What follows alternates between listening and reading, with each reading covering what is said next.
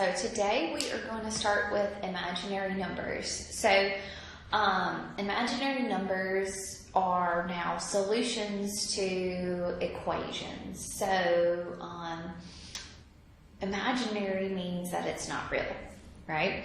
So imaginary, you're not going to be able to graph on a coordinate grid on your normal X and Y axis, okay?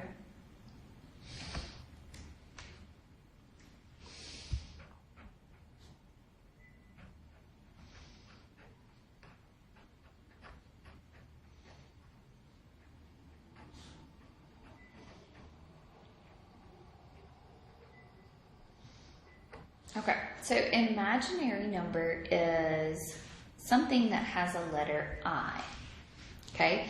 So I represents the imaginary unit.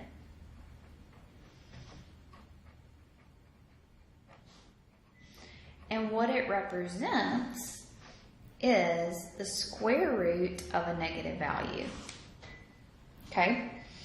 So a lot of times, anytime we said the square root of a -4, right? Square root of a -4. Well, we could never do that, right? Because there were never two numbers that multiply together to give you a negative value, right? Because a negative times a negative always gives you a positive, right? So we could never do this until now we have this imaginary unit. So an imaginary unit means that you're going to have the square root of a negative number. So the square root of a -4 can be simplified as the square root of a -1 times 4. Yes? Okay, which means this is going to be the square root of a -1 times the square root of a 4. Well, the square root of a -1 is I. And the square root of 4 is what? 2 times 2. So this means that the square root of 4 is going to be 2. So this is how we would write the square root of a -4. Okay?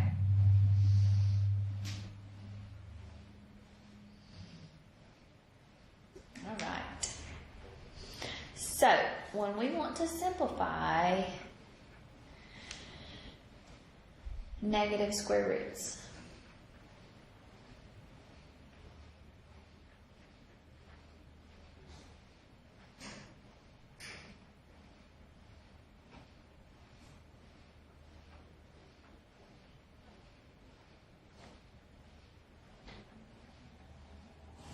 okay, so what did I just do? I want to rewrite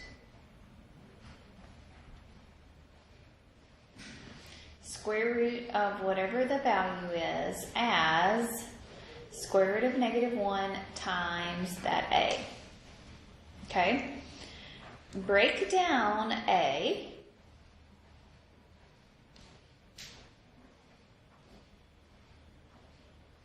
If it is not a perfect square.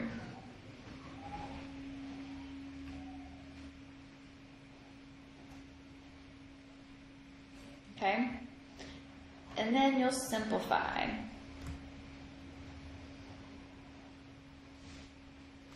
Okay? Knowing that what? Square root of a -1 is equal to an I. Okay, so let's simplify some of these. So square root of a -9. So you do this one for me. So try to do square root of a -9 for me. Okay, so square root of a -9 is the square root of a -1 times 9. Right? Square root of a -1 times square root of a 9. Square root of -1 is an I. Square root of 9 is 3, right? It's a perfect square. So we would write this as 3I. So you're always going to put the whole number here in the front. Okay? All right, so what about square root of a -25? So y'all do that one for me. Okay, so this is going to be square root of -1 times 25.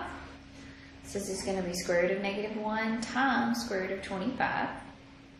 Square root of negative 1 is an I. Square root of 25 is a perfect square. So we write it as 5I.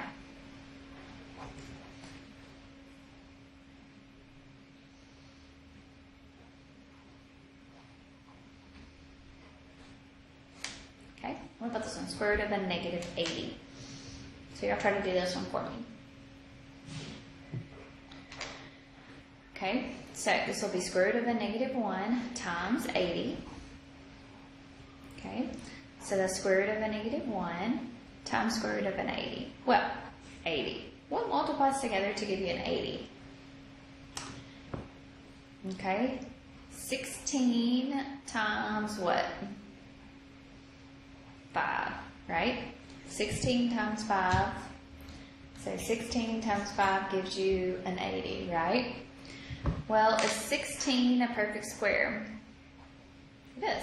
Square root of 16 is a 4. Square root of a negative 1 is an I. Square root of 5, I can't simplify. So that's how I'm going to have it.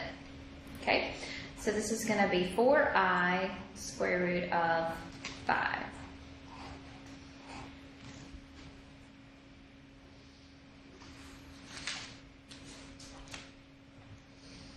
Okay, so y'all do this one for me.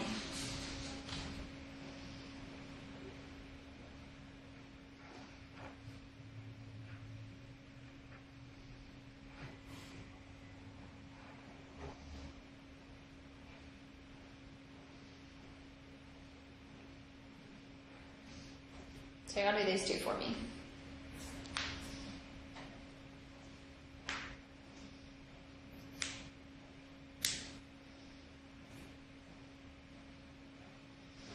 Okay, so square root of a negative 32. So square root of a negative 32 is a negative I times the square root of a 32, right? Or negative 1, I'm sorry. Negative 1 times the square root of a 32. Well, square root of 32 is what? 4 times 8, or what? 16 times 2. So this can be the square root of 16 times the square root of a 2. Square root of a negative 1 is an I. Square root of a 16 is a 4. Square root of 2 you can't do. So this will be 4I square root of 2. Good. Square root of a negative 7 there is a square root of a negative 1 times square root of a 7. Well, can't simplify that square root of 7, but the only thing you can simplify there is the negative 1 underneath there. Okay? Okay, so let's think about this.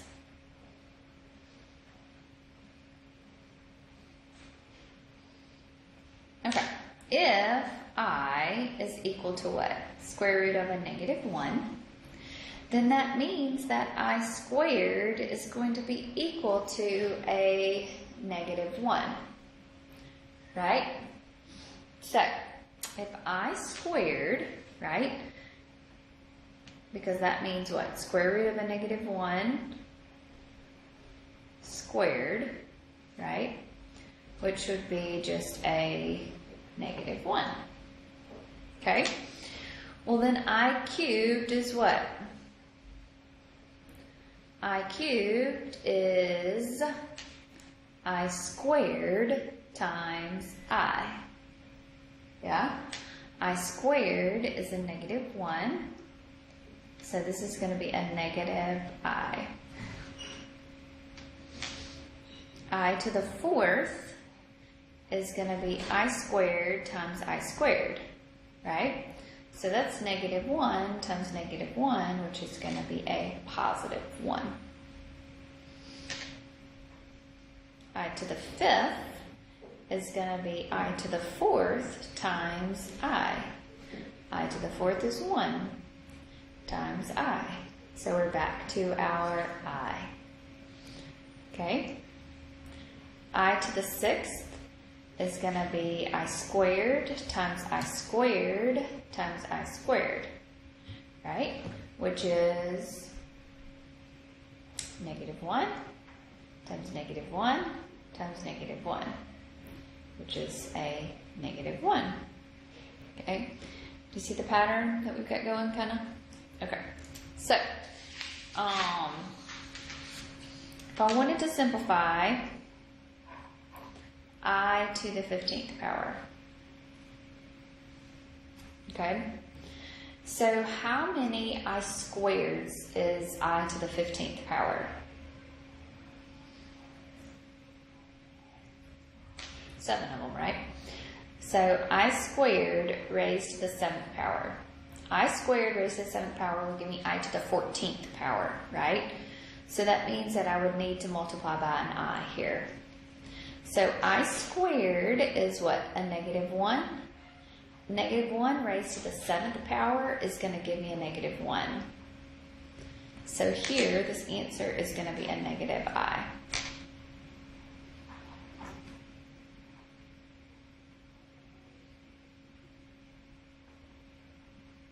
Okay, what about this one? I to the 62nd power. So that means that's I squared raised to how many powers? 31, right? Because 31 times 2 gives you a 62.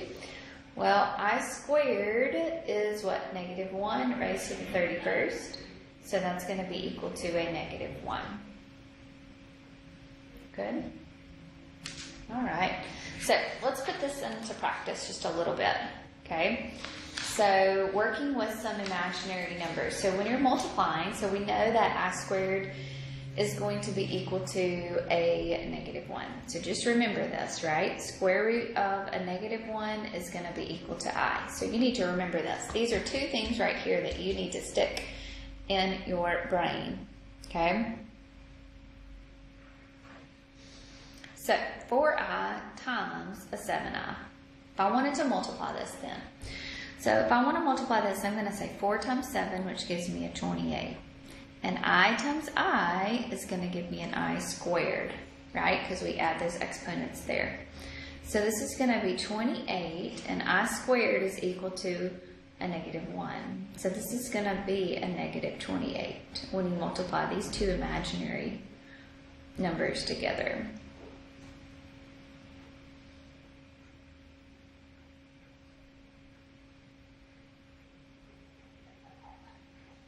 Okay, so what about this one? We've got negative 4I times 2I times a 9I.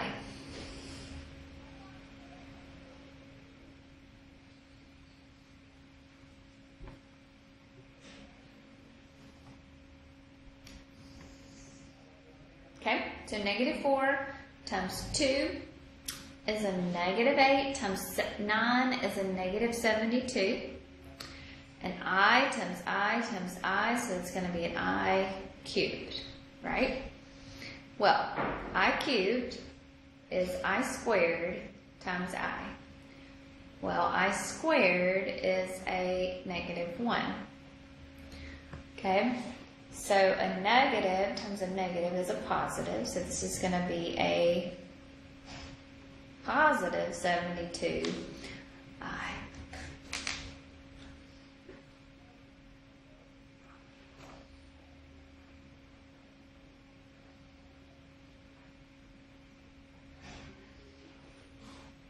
Okay, I'll try to do this one. And try to do this one.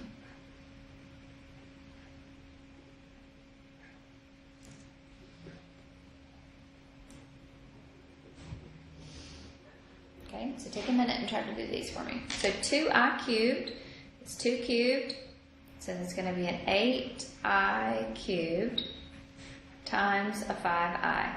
So 8 times 5 gives me 40. I cubed times I gives me I to the 4th. So 40, right, I squared squared.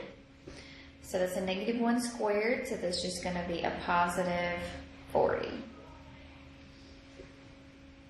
Okay, here we are going to take negative out.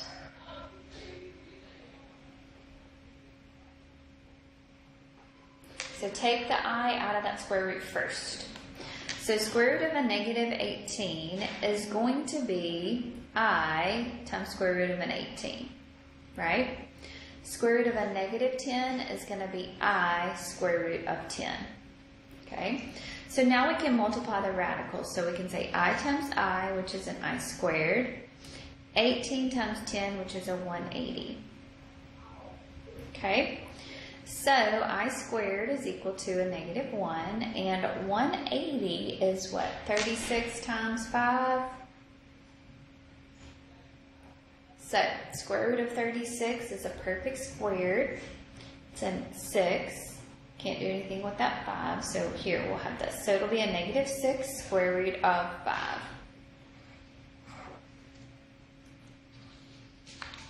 Okay? All right. So what about solving quadratic equations when we have an imaginary number? Okay? So let's look at that.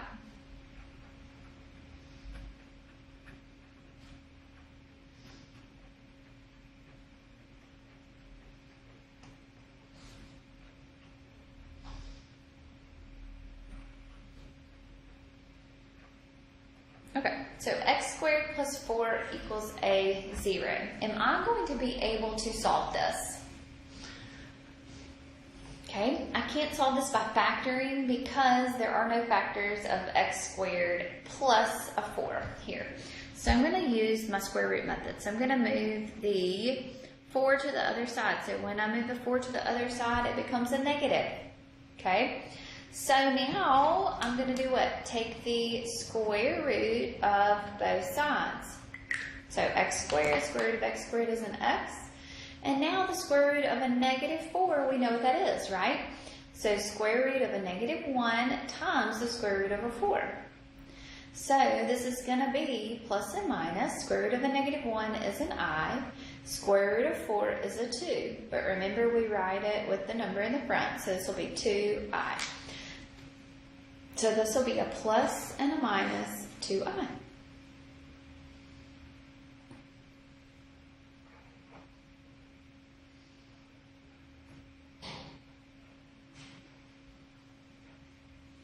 Okay, what about this one? Y'all do this one for me. Okay, so subtract your 9, so you're going to get 2x squared is equal to a negative 8. Divide by 2, so x squared is going to be equal to a negative 4. So, take the square root of both sides. So we'll have an x is equal to a plus and minus square root of a negative 1 times the square root of a 4. So plus and minus 2I.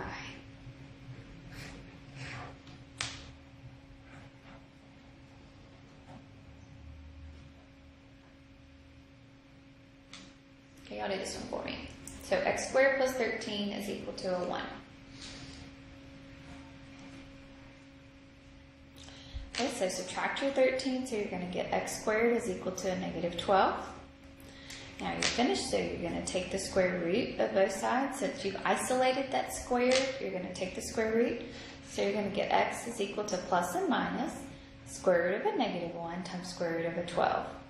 Well, square root of 12 is not a perfect square. So we'll have plus and minus square root of a negative 1 times square root of 4 times square root of 3. So now I've got plus and minus I times square root of 4 is a 2 times square root of 3. You can't simplify. So this will be plus and minus 2I square root of 3.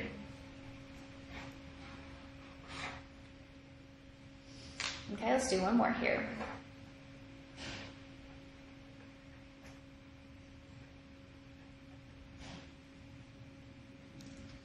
Okay, so y'all do this one for me. Okay, so move the 1 over, so you're going to get a negative 2/3 x squared is equal to an 18. Okay, so then you're going to multiply by 3. Multiply by 3, so you're going to get a negative 2x squared is equal to a, what, 54? Divide both sides by a negative 2, so that is going to be a negative 27. So now I'm going to take the square root of both sides here. Okay, So square root of x squared is going to be an x, plus and minus square root of a negative 1 times square root of 27. So this will be plus and minus I. Square root of 27 is 9 times 3. Square root of 9 is a 3. Can't do anything with that square root of 3, so you're just going to leave it there. Okay, so this is going to be plus and minus 3I square root of 3. Good? All right. So I want you to work on the homework. So go ahead and start working on the homework and just really understand your imaginary unit. Okay? Y'all have a really good day. And remember, if you have any questions, please don't ever forget to send me an email or get in touch with me. Okay? Have a good day.